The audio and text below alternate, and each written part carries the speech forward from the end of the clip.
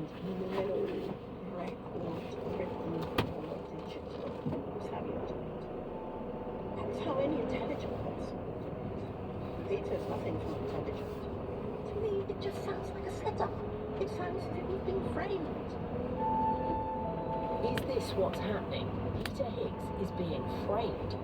Has Itai Gradell done nothing more than identify the fall guy? And if so, who is really pulling the strings? Itai needs a plan to flush out the thief. He will have to involve the museum itself. It is beyond me how any responsible museum person could have seen that without it setting all alarm bells ringing immediately.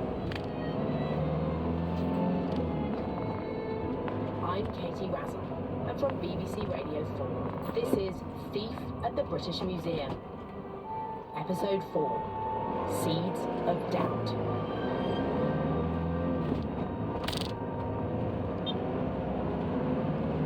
Hello, welcome to Gallery 21, Waterloo and Palatinassos. My name is Peter Higgs, one of the curators in the department of Greece and Rome. A good curator does more than look after the artefacts in their care. This gigantic tomb, built for King Mausolus, who reigned between 377 to 353 BC, was the ultimate status symbol, and one of the 7 wonders of the ancient world. The best curators are storytellers. Creativity couples with unparalleled knowledge. They have the ability to bring objects to life. It was then used by the Knights of St. John, who were fortifying their castle, which still stands at the harbour of Bodrum today. And Peter Higgs is just such a curator. The site of the tomb then disappeared from view, until Charles Newton transported what he found back to London with the Sultan of Turkey's permission. But it isn't only exciting audiences that Peter Higgs excels at. He's even involved in helping to solve crimes in which ancient artifacts have been looted.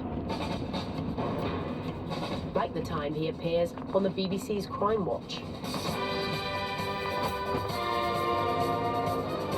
Well, we've had a lot of connections with border force authorities over the years with stolen or smuggled antiquities. And in 2013, HMRC told us of a very strange case where they'd found in a wine warehouse a crate with an ancient statue inside, and immediately wanted me to go and have a look. He's been hired to help identify and return a stolen Libyan statue. This statue was so unusual, only made in this part of the Mediterranean. It was instantly recognisable as one of these statues. He's clearly passionate.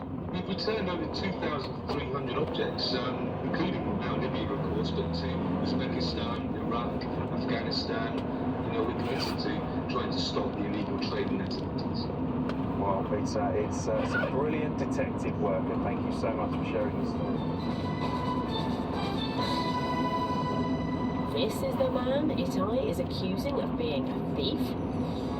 Perhaps there's been a mistake. After the discovery in the last episode that the olive green gemstone bought by Malcolm Hay really belongs to the British Museum, Itai is sure he has the thief in his sights. But everything he's discovered so far points towards the most unlikely of suspects, a highly respected curator. Feeling unable to go any further without help, in February 2021, Itai finally decides to write to the museum. His email is picked up by the Deputy Director, Jonathan Williams. I presented him with the evidence that the 2 pieces that had been offered for sale on eBay came from the British Museum collections, and to that, with the evidence I added, the PayPal receipt I found with the name of Peter Higgs on it. Itai even adds some evidence he's gathered about a 3rd gem. He tells the museum that he realises the seriousness of his allegations and his fear that these items are only the tip of the iceberg. What about all the other gems he bought from the same person? He needs to know the truth. The museum replies saying it will look into it. Itai's relieved. He's finally shared the intense burden he's been shouldering with an institution he feels sure will get to the bottom of it. But months pass with no response, and Itai is growing anxious.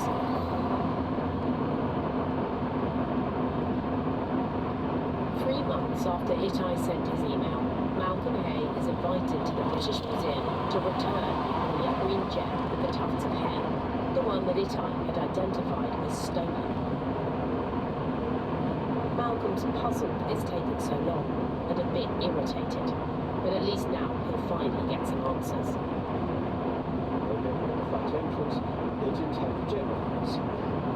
You had the gem. I had the gem. Did they ask you for contact details of the person that you bought it from so they could investigate further? No, they weren't really interested in whether I was it. It wasn't a subject for discussion. I confess I don't know what to make of this. Itai has already shared his suspicions about a thief with the museum.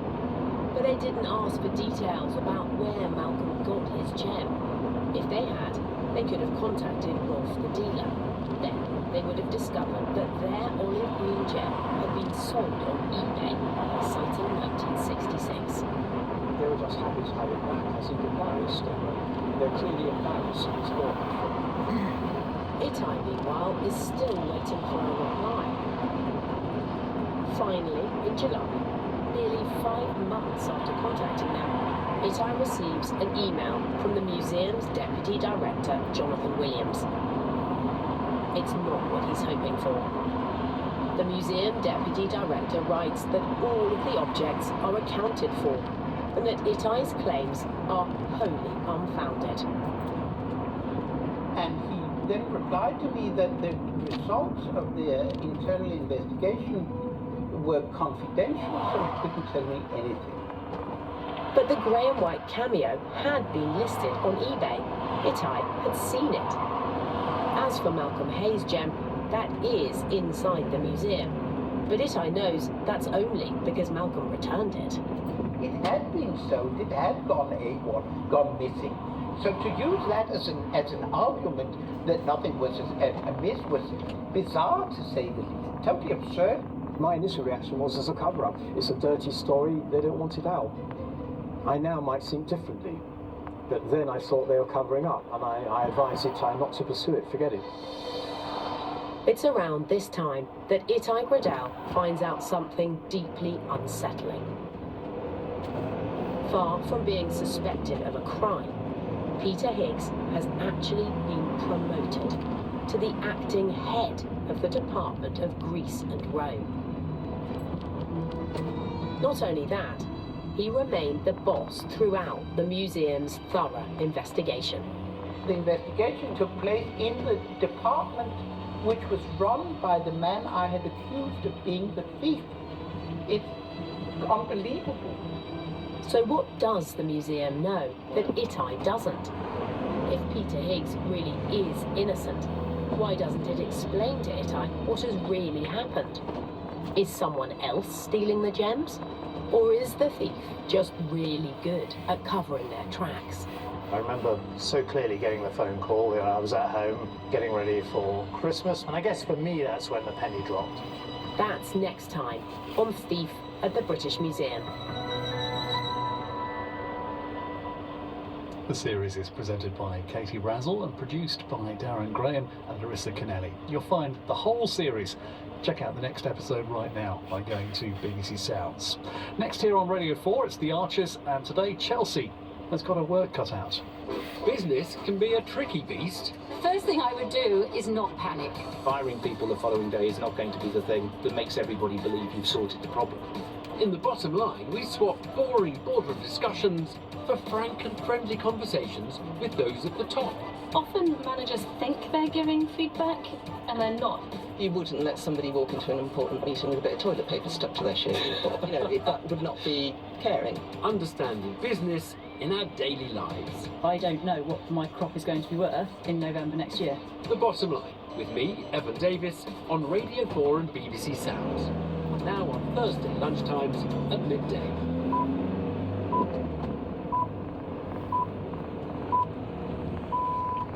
BBC News at 2 o'clock. 5 Bulgarian nationals have been sentenced to between 3 and 8 years in prison after being convicted of the biggest benefit fraud ever in Britain. The gang wrongfully claimed almost £54 million in universal credit. The judge at Wood Green Crown Court said they'd systematically plundered the state's support mechanism to steal eye-watering sums. Sir Keir Starmer says he's not blocking left-wing candidates from standing for Labour at the general election. He's again rejected Diane Abbott's claim that she had been barred from representing the party. The Labour candidates are due to be confirmed next week. Gemma Bolton is on the party's National Executive Committee. I'm hoping that by the time we reach Tuesday's NEC, there will be a clear consensus that Diane should be a candidate. I don't know what goes through Starmer's head, but the sensible decision would be to allow her to stand, because this is distracting from getting across our policies that are so deeply needed to win the next general election. 2 bodies have been found during a search for a man and his son who went missing in Glencoe in the Highlands. The alarm was raised when Tom Parry, who's 49, and his son Richie, who's 12, failed to return to their home in Cheshire yesterday. Police say there don't appear to be any suspicious circumstances. The trial of the 3 men accused of murdering the 29-year-old journalist Lyra McKee in Londonderry 5 years ago has begun. Lyra McKee died after being struck by a bullet while observing rioting in the Cregan housing estate in April 2019. The new IRA admitted responsibility for her murder. Around 100 tents being used by asylum seekers have been removed from Dublin's Grand Canal. The operation is the 3rd of its kind in the area so far this month. The Irish government says it's operating multiple state-provided shelter sites where it has robust, weatherproof tents available for refugees. Buckingham Palace has confirmed that King Charles will take part in the Trooping the Colour ceremony next month as he continues his recovery from cancer. It's understood he'll inspect the soldiers from a carriage. BBC News. Now, please be upstanding for one of Ambridge's biggest celebrations of the year in the Archers.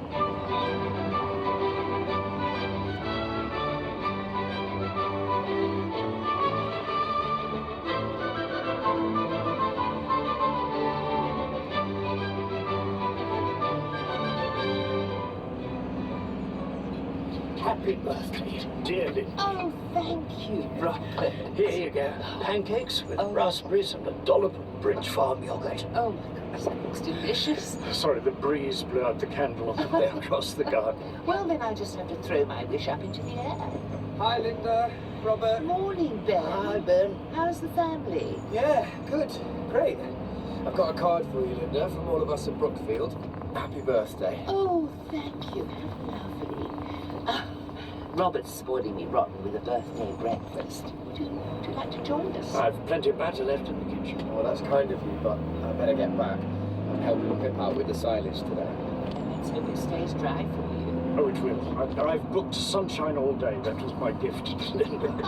That and a pile of novels almost as tall as me. Well, I should read more. I used to. I just always seem too busy now.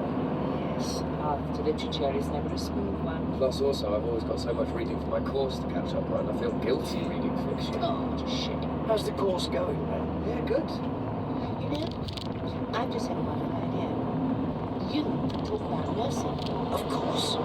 Ben could tell us about the history of nursing in the Second World War. What, now? No, sorry. Let me explain. We would love you to be involved in our annual tour of Don't get so worried.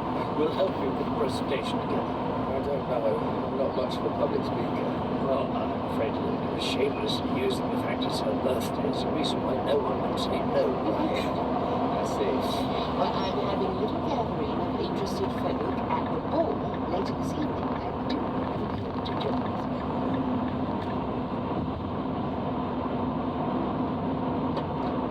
I dropped the bread off in the kitchen. Dad says the brewery doing a collection tomorrow. Oh, it's great that Tom and Natasha are on board with it. Well, we're only going to waste if it wasn't for the year. Oh, and I bumped into Lillian. She said she had promised to come and help out later behind the bar, but something's coming from the stable, so she might not be able to come back. Oh, bless her. She's got so much on at the minute. She's okay. How are you getting on? Did you migrate on these places? No. She's here somewhere. I should have took care of her a while back. Look at this photo, man. I look so happy to be on your shoulders. That's an impressive little school is behind us. She looks amazing. Green fingers and a brilliant cook. I think she was taken over a lot. I definitely remember that romper suit with the ladybirds on it. I need to wear it every day. his pictures about himself. He started crying whenever I suggested maybe he should wear something else. That's like it was a right trend. You had your moments. Just keeps it going. Oh, look at this painting. Brought this home for your first day at school. What is it? You. A self-portrait. That's horrific. I'm on fire. No. You're putting out the fire. That red bob there is the fire engine. And the yellow dump is right on there. I think that interpretation is somewhat heavily influenced by melody. Oh, here it is. I know the box I was looking for. Photo of your great Aunt Connie in her nurse's. She was fabulous. This is her American suite. It's written on back. To my darling Miss Connie from Frank.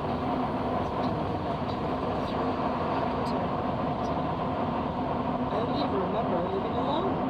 Is this ours too? Do a dream of you at night. Wonder wings weep fruitlessly. But I lay my window pane. I wait in shades of black.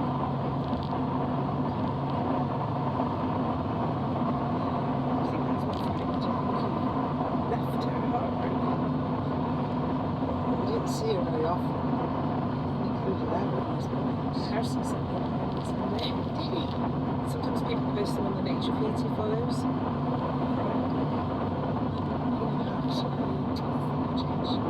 Still sleeping on himself. Right.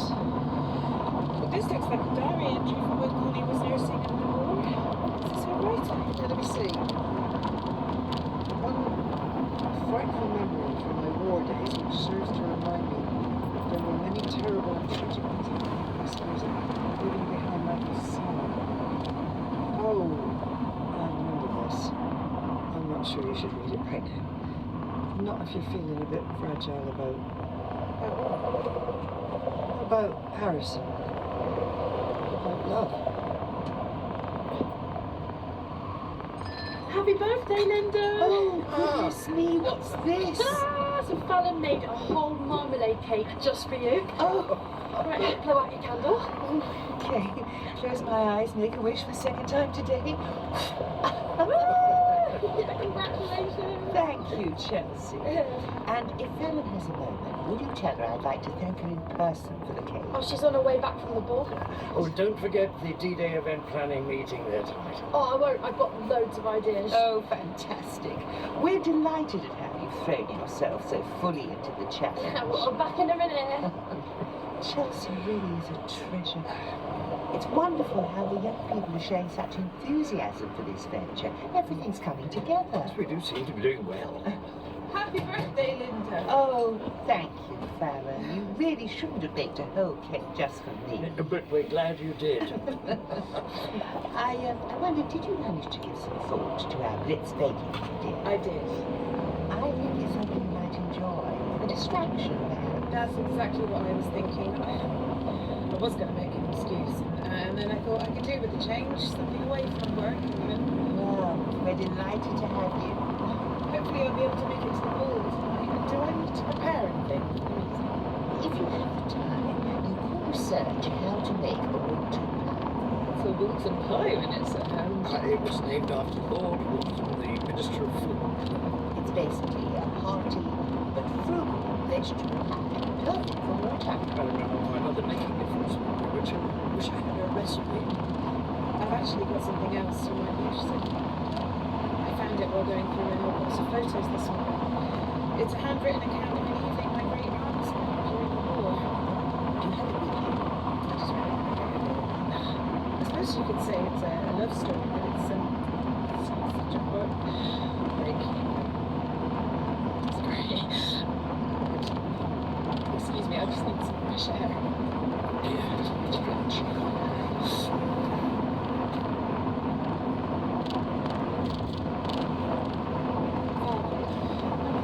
Oh yes, I'm sorry. I didn't mean to leave like that. It was way too theatrical. Essentially, as far as I'm concerned. I can leave you alone. Oh no. Honestly, Linda, almost anything sets me off at the minute. A flower broke off its stem made me cry yesterday. Come and sit down. Things have been quite difficult between Harrison and me since the accident. Both been through such a lot. I know. And Mum keeps telling me to give it time. Yes, after the explosion, I didn't see myself as right for a long time. Really? Harrison's sleeping on the sofa. You know, if you want things to get back to normal, at some point you have to grit your teeth and start. Which we absolutely can't do. I mean, beyond asking each other if we slept well and coffee. Trauma very kind of shaky. It's bound to have an impact on you both. Have you thought of going to get some help together? I can't see that working. All those couples counselling buzzwords like compromise and communication are useless for us. How horrible that was for me. I apologise for the way we said things, but what we said feels impossible. I love them, Linda. Miss them. I know. Harrison's birthday's coming up next week. We usually do something really nice together, but he's hardly going to be over celebrating with me. I don't want anything. He might think I didn't care. What did you do on your very first date? After he arrested me. I'd forgotten about that. He asked me out. He said he wanted to get to know the woman behind the criminal. Oh, sounds like a pop detective novel. Wait, that's my marriage you're talking about.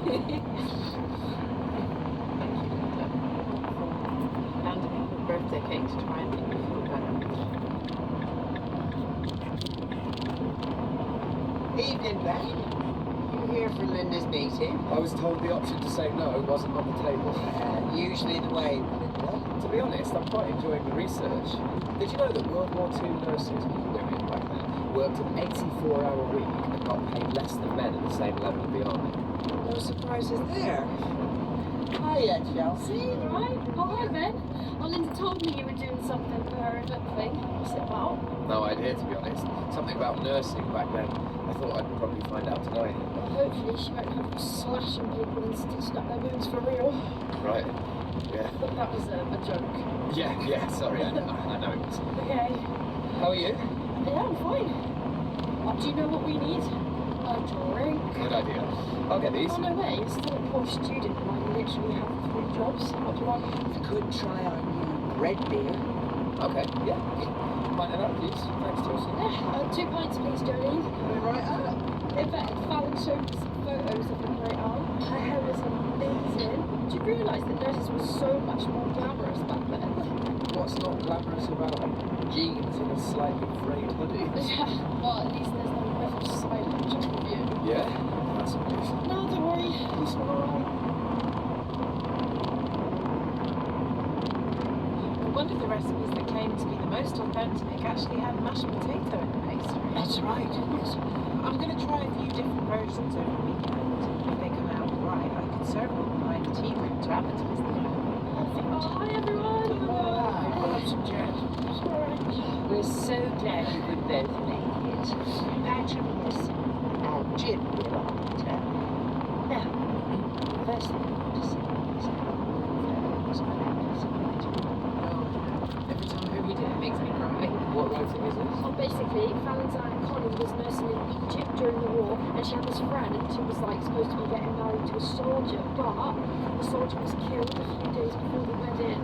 Here, folks. Best of you. Thanks. Something I'm actually holding a genuine article in your hand. Feel the weight of history. Oh, this is so story. Did it actually happen? Yeah. Oh, wait till you read the end. I was a mess. Shut up. It's the small details of the story that really come through. We absolutely must include it in somewhere.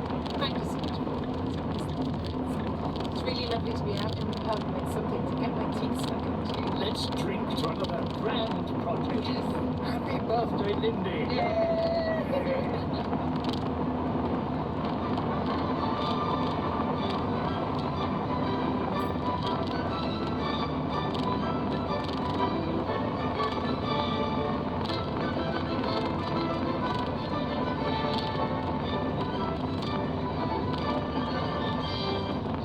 Returns from 2. We're back in Ambridge at 7 when Freddy's got a plan, because they always go well. I've always shied away from calling myself a comedian. I prefer to think of myself as a phenomenon. I'm Matt Stinnings, and I had the great privilege of writing the Brick Mail for over a decade. Always loved it. House, different characters, different accents. He just knew Dad was enjoying himself. During our collaboration, we recorded over 100 hours of conversation, and now, for the first time ever, you can hear some of the never-before-heard highlights. The Dark Ages actually weren't very dark. They were just badly lit. Brick Mail and Global Phenomenon. This Saturday night at 8, BBC Sounds and Radio 4.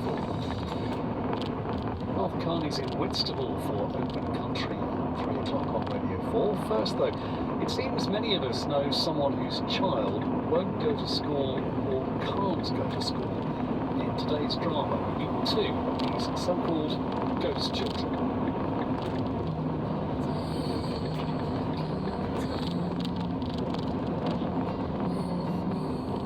Nearly Light by Kit Withington. Ellie, hurry up! Get lost. You're bleeding! Your whole face is bleeding! It's not! Are you mad? Someone tell him. For God's sake, Teddy, she's right in the middle of it. Mum, you see the state of her? It's retinol, freak. I'm the freak! She's just sitting there. She's just sitting there at the edge of the bath with her face dripping over the bath mat. She's not even doing anything. She's doing a face peel.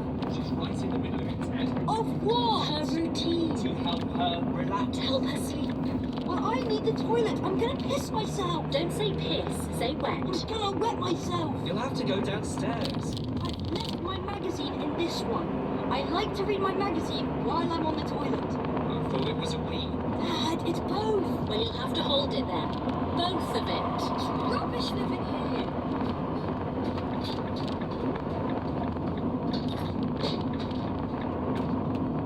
Done.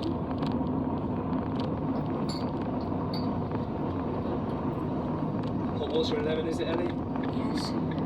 I should put a drop of whiskey in it. That'll really get you off to sleep. Mike? Kidding. I won't go in there for a while. Thanks for that, Teddy. Now, Ellie, tomorrow, pack lunch or dinner money? I'm a bit nervous. I'll make you a sandwich. That's normal. Yes, that is. I feel a bit... A bit sick? Yeah. Let's worry about that in the morning, I think, because you might not. Tomorrow, you might not. Water, lemon, there you go. And then bed.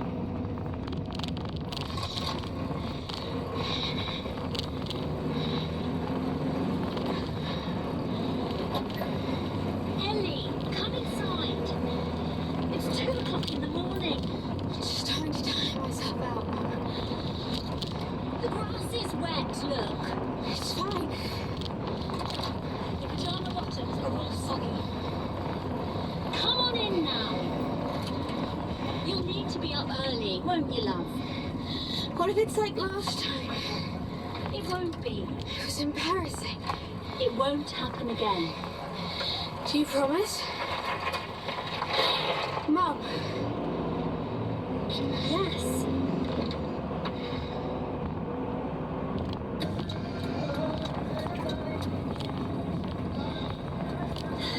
Right then, here we are. You've got art this morning, so that should be a good start.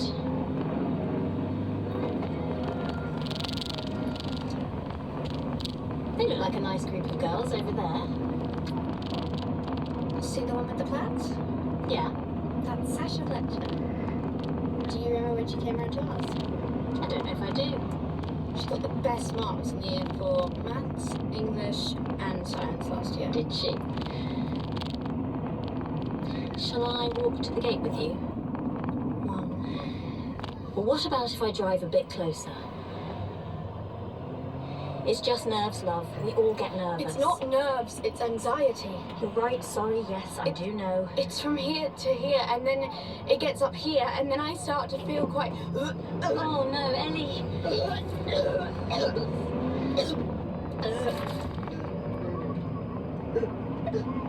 You promise?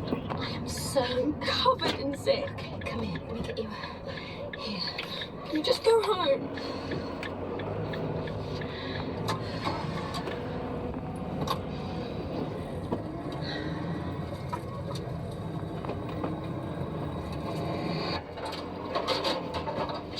ill, it's anxiety. So she keeps telling me.